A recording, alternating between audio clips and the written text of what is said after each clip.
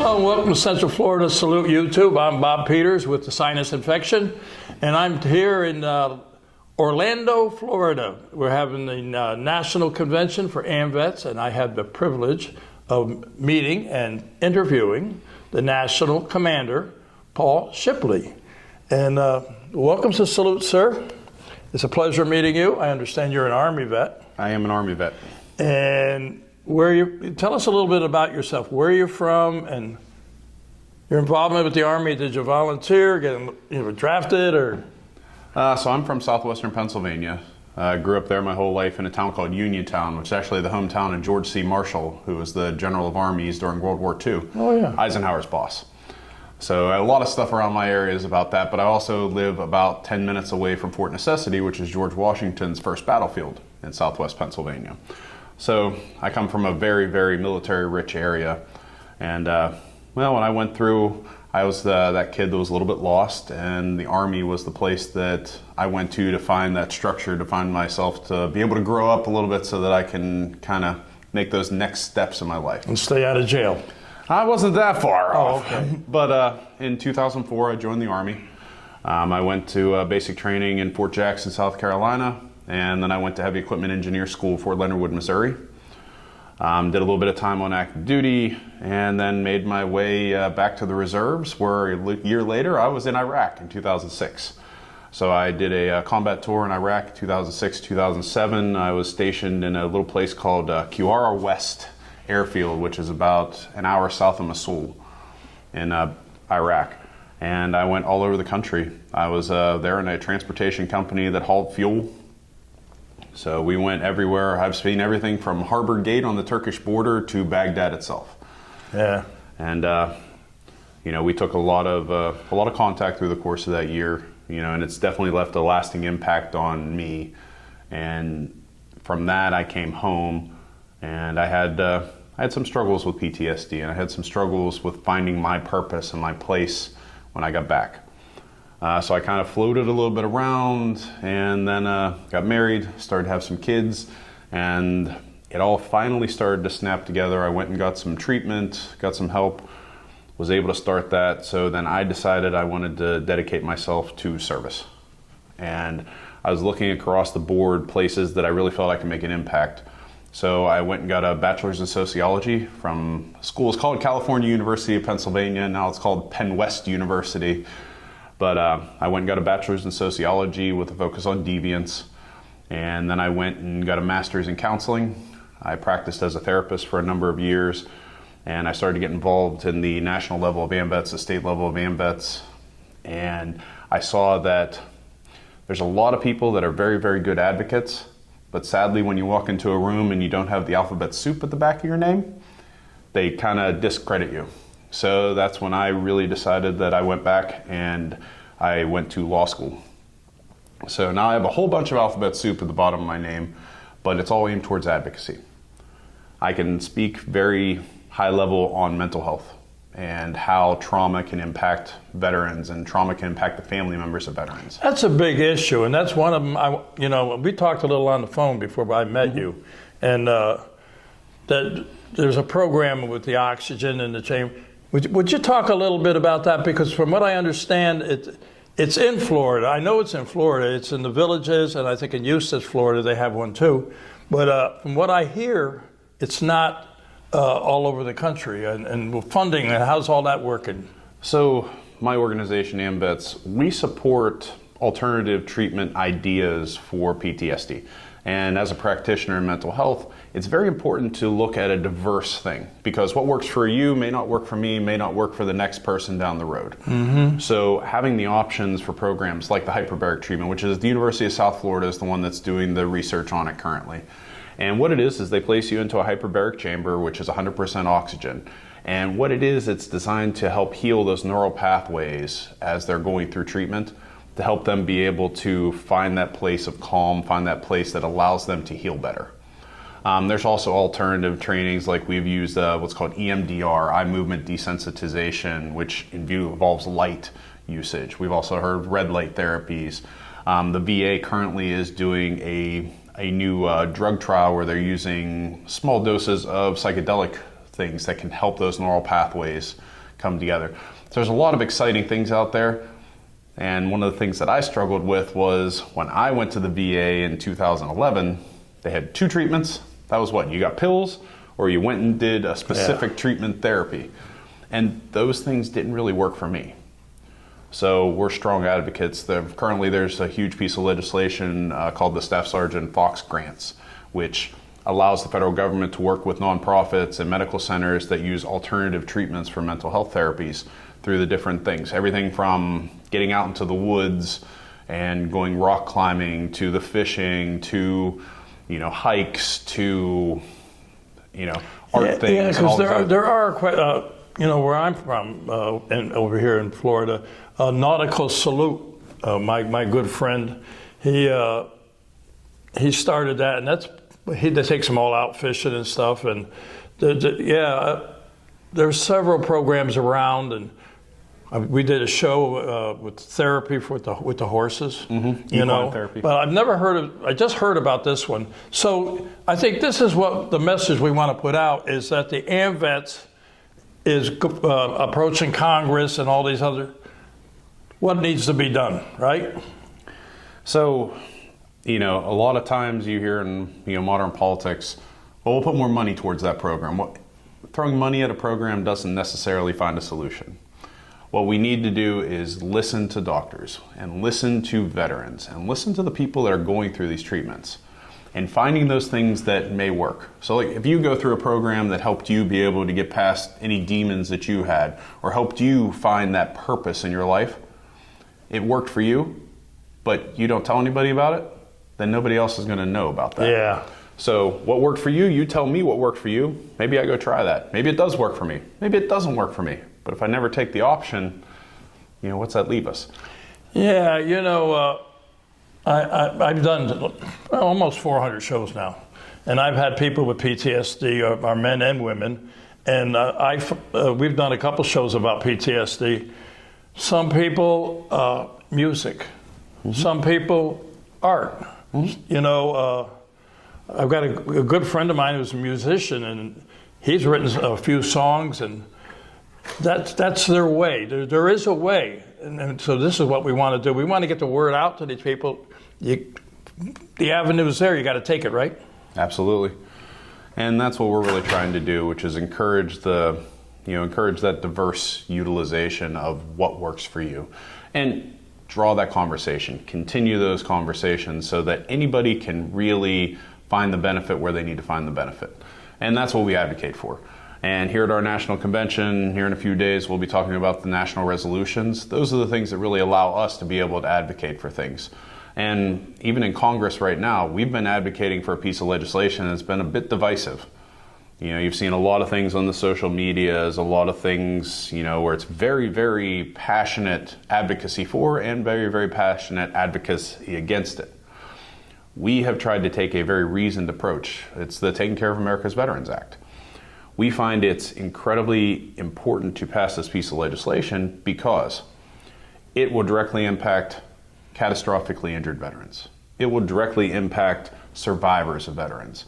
It will allow spouses who right now aren't able to get married until they're 55 or lose their benefits immediately. Yeah, that always amazed me. It's such an injustice, but this is really the chance to pass that. And there's a lot of misinformation that's been put out there. So I strongly, strongly encourage anybody out there, do the research. If you look on our national social media pages, we've been putting out resources for people to read through it. There's going to be a section that everybody's going to talk about, Section 108. Section 108 is the divisive piece of this legislation. And I know I'm breaking the fourth wall a little bit looking at the camera on this one.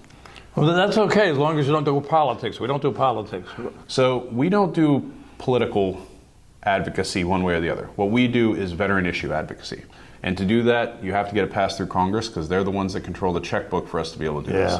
But please take the time to educate yourself on it. Reach out to us, look at our information, and make the decision for yourself. But take the time. So somebody's watching this. It may not be an AMVET member. Mm-hmm. What's the website? Where do you got to go? So for our overall, you can go to www.amvets.org. It's AMVETS. It stands for American Veterans. And we originally were American Veterans of World War II. We were a group of World War II veterans got together that they didn't feel that the needs of the other organizations were meeting what they need. So they came together and they became a strong advocate for the needs of that veteran population. And then when Korea came around, they added Korea. When Vietnam came around, they added Vietnam. And in the 70s, we added reserves and National Guard. So at this point, if you have signed the line, you have served in the military, you are eligible to be an AMVETS member. And you can go to our website, www.amvets.org, and you can go into membership and you can join there as a member at large, or you can go to a local post. We have over 1,000 of them around the nation. Find one, look it up. We've got a great one in Leesburg.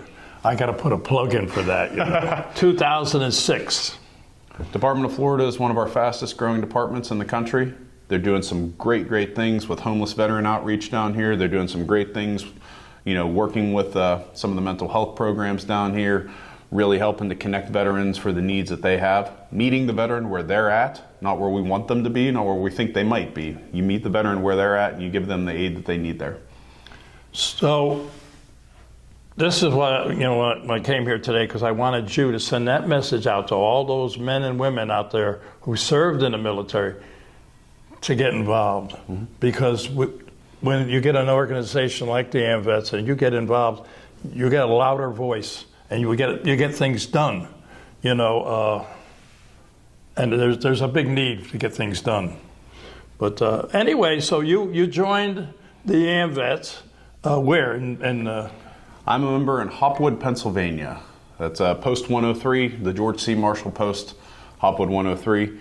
And we were the largest post in the country for the better part of 20 years. So I grew up 5 houses away from an AMVETS post. I learned to ride my bike in the parking lot. I learned to drive my car in that parking lot. So from a young age, AMVETS has been a part of my life. But I encourage veterans to get out there and join these organizations. I'm a member of all of them. But if one or the other works better for you, please join them. Help them, because AMVETS has 80 years of history. VFW has 105 years of history.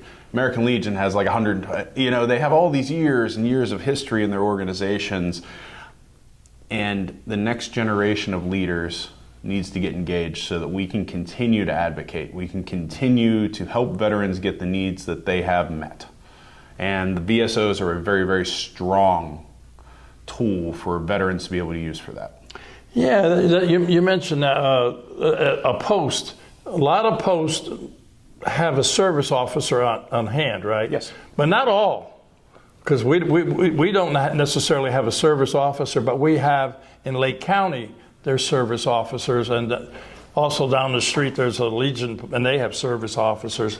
But for young people looking for direction, check out the service officers and join an AMVETS, because you have not only and what are the qualifications, by the way, but you also have other organizations, and hopefully I'm going to have the opportunity to talk to Madam President, and I'd like to talk to the Sons Commander. Yeah, we talk about the AMVETS family of organizations. We have AMVETS, which is the veteran organization. We have the auxiliary, it's a ladies auxiliary, and we have the Sons of AMVETS. But we also have AMVETS Riders. We run the one-day largest event in the United States, which is the Rolling to Remember Ride. It used to be called Rolling Thunder in DC. Yeah. We all come together to advocate for POW/MIA, and we've added veteran suicide to that, because one of the largest problems that we see across the whole sphere of veteran influence is suicidality. So we've added that, and we come in every Memorial Day, Sunday and Memorial Day weekend.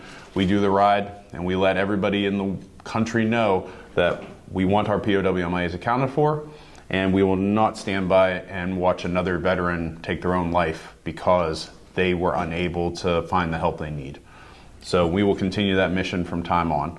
And then we also have a juniors organization, which I have 3 daughters. All 3 of them are members of the juniors. My youngest will probably be the national president of juniors this year, fingers crossed. But well, you got to have some clout there, right? I stay out of their political business. Okay. I just smile and nod. Yeah, just like at home, right? I have 3 teenage daughters. I hide as much as possible. Yeah, I hear you. You got to take a ticket to get in the bathroom. But yeah, so you joined that post where you're from originally, and you worked your way up, right? Yeah. I got involved in the state level in Pennsylvania, became state commander of Pennsylvania. I was the COVID commander for Pennsylvania for that year, for that 2 years. So I ended up doing a 2-year tour instead of a 1-year tour as the state commander. And coming out of COVID, that really motivated me to get involved on the national level, because I always wanted to get involved in the national level. You know, and in the future I was like, well, when I get through with working and I retire, but then, you know, seeing people dying and seeing people's lives altered through COVID, it really said, you know what, let me do this now. Let me get involved now. And it's been a whirlwind 5 years coming up through the chairs here at AMVETS. And, you know, I've had a wonderful year this year as the national commander. I've got to do things that most people never have the opportunity to do, and I can't be more happy or more pleased with the advocacy that AMVETS, you know, all of our members all across the country do. Yeah, I am the public information officer at my post, by the way. That's because nobody wanted a job, and I do, you know, I do YouTube, and I also do radio, 1410 AM radio, every other Friday now. I used to do it every Friday, but our post has really come along too. You know, we have a guy who's with the Homeless Coalition, and we have. I just got a call last night, as a matter of fact, from my commander. Our sons want to make a donation, and to the police and firemen, and also to Ashley's house. Okay. Ashley's house is a women's transitioning back once they get out of the service. You know, when we come home, we got to get back to the real world. You know, and so, and of course the Post is always donating stuff too, but it's the family unit. That's what I really like about it, you know? And well, speaking of the family unit, a project that we've taken on, that we developed over the past 2 years, is a new project, and we think it's a really novel project across the country, and it's the AMVETS Charities Family Services Center. What that is, we purchased a school facility in southwestern PA, and this is our proof of concept with it, where it's going to be a family transition housing unit, whether it's homelessness, whether it's, you know, underemployment, unemployment. You get to us, we can keep the whole family in one place. So you remove that broken up structure. You know, I think it's 95, 97% of homeless shelters across the country are single sex. And you end up breaking up that family unit and adding that extra level of stress when they're already going through some of the worst times of their life. But we want to be able to bring them in, and then they can use our resources that we have, working with our service officers to get VA claim, work with any of those programs, working to get the education that they need. We work with HVRP grants with the Department of Labor to help these veterans, you know, get the education. We have the Call of Duty Endowment, which is the video game Call of Duty. They sponsor our career centers. We put over 1,000 veterans a year into good paying jobs around the country working with our career centers. But being able to use all the resources that we have in that shop to help them be able to get back out to be the best version of themselves and keep that family unit together. And we truly feel that this is going to be a program that we're going to be able to expand all over the country over the next, you know, 5, 10, 20 years. I hope so. I hope so. You know, Ashley's house is for women transitioning out, because you can't, the government doesn't separate the men and the women. They put them all in the same place. Well, it's not really conducive for some women, you know. But Marie Bogdanoff and Catherine Wilgus, Lieutenant Commander Catherine Wilgus, have started this, and they're getting really close to opening this house. We've been following it on Central Florida Salute from the groundbreaking, and it's named after Ashley White. She was embedded with the Army, with the Rangers over there, because you know, nobody, I don't have to tell you, you know, that the women over there can't talk to our servicemen. So she was one of those who went in, and we had lioness platoons that were women that were able to work with women. Yeah, but unfortunately they booby-trapped the place and killed the 2 Rangers and her. So Ashley's house is coming to fruition. And I'm excited about it because I've watched how hard these people work and what they're doing.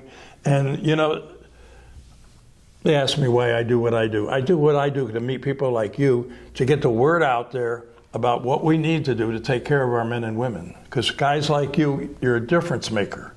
That's what I like, difference makers. So anyway, how many years you do? I did almost almost 10 years, Almost 2004 to 2014. You decided to get out? Well, I had some injuries sustained from my time overseas, and I wasn't able to stay in longer than that. I wish I would have known to force them to medically retire me when I got out, but, you know, looking back is always 2020. Yeah. But being able to advocate for that now is a big thing that I also talk about. Making sure that you document any injuries that you sustained in service, document illnesses so that you know you have that paper trail so that when you're filing a claim or you're going for benefits, you truly have all that paperwork together that you need to be able to do it right. Very well said. So, Commander, I'm losing my voice. Yeah, I guess you can tell, yeah. But your reign or term is almost up, right? Yes. So what happens to Commander Paul now, once it's over? I know you're not going to stop. No, I'll continue to advocate for veterans issues around the world. I'm actually looking for a job, so if anybody wants a past national commander of a veteran service organization, give me a call. I'm out there looking, and I'll get back into the workforce, but I'll continue my advocacy on the the lower volunteer level than the national commander, which is a very, very full-time job. We do everything from I've driven over 50,000 miles this year. Wow. I've been to Taiwan for a state visit where they welcome us in every year to be able to meet with their Veteran Affairs Council there. They'll actually be here at the convention to give a greeting message. We have a wonderful partnership and we sponsor them. I've been to Korea this year. Got to go to Hawaii. We were the original fundraisers for the wall at the Pearl Harbor Memorial. So we're going to be fundraising over the next few years. They have 26 panels that need to be replaced, so we'll be working on that. So there's different projects all around that I'll keep involved with, but generally the advocacy, it's there, and we're going to continue to do it. I'm going to tell you a little something, and I didn't put it on the camera before, but Bushnell is a cemetery. You know that, and they had the tower with the music plays and all Carillon, that. Yeah. It wasn't working, and the guy was trying to get people moving. Well, he's a Vietnam veteran. He called me, and I called the commander back then, John. What was that? AJ John. Okay.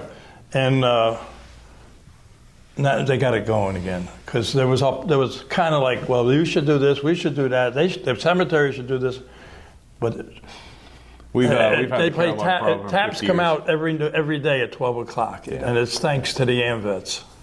Yeah, we have over 100 carillons around the world in federal cemeteries, and it's incredibly important to honor that service and respectfully acknowledge them every day, because the federal cemeteries all across the country, there are veterans that are being buried every single day. Some of those veterans don't have any family left. Some of them are totally alone. And we feel it's so important that every veteran is honored and remembered in those kind of ways and giving them that respect.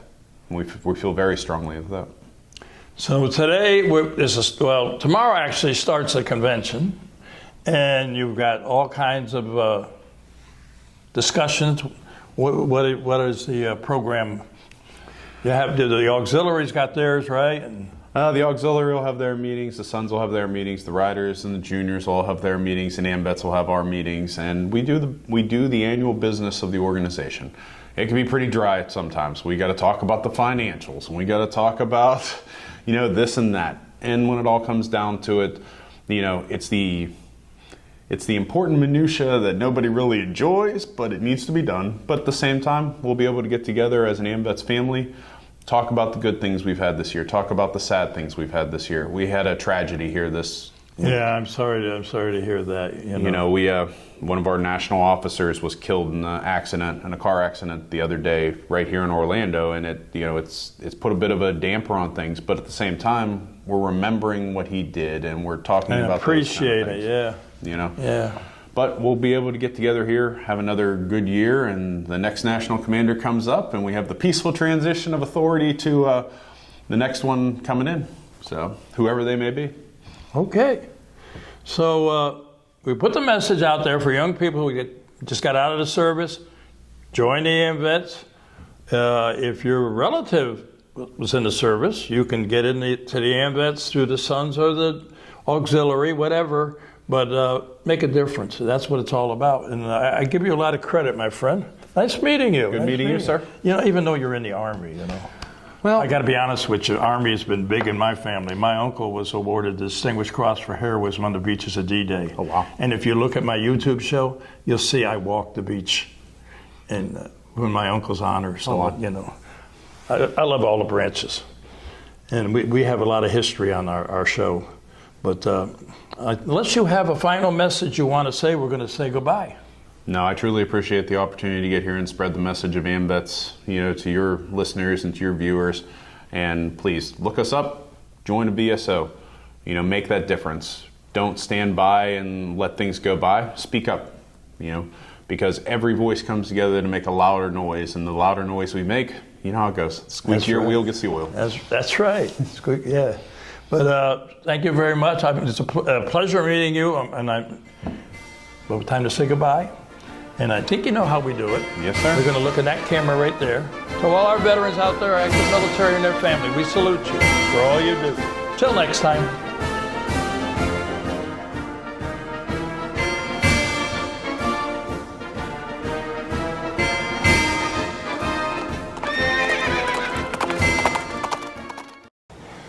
Today I'm at AMVETS Post 2006, a major sponsor of Central Florida Salute. And I want to introduce to you the commander here, Ronnie Mack. Ronnie, tell us a little bit about AMVETS 2006. Where are you located? And we are at 500 North Canal Street, Leesburg, Florida. It's right off of 441, between 441 and Main Street on Canal. Can't miss us. And we're a veterans organization, along with, we have an auxiliary, and we have sons of veterans that are related some form or another to a veteran. And we do a lot for a lot of charitable donations and stuff to charities in the area and in the county, and we're a major sponsor to Central Florida Salute. We're proud of it. We're glad to be.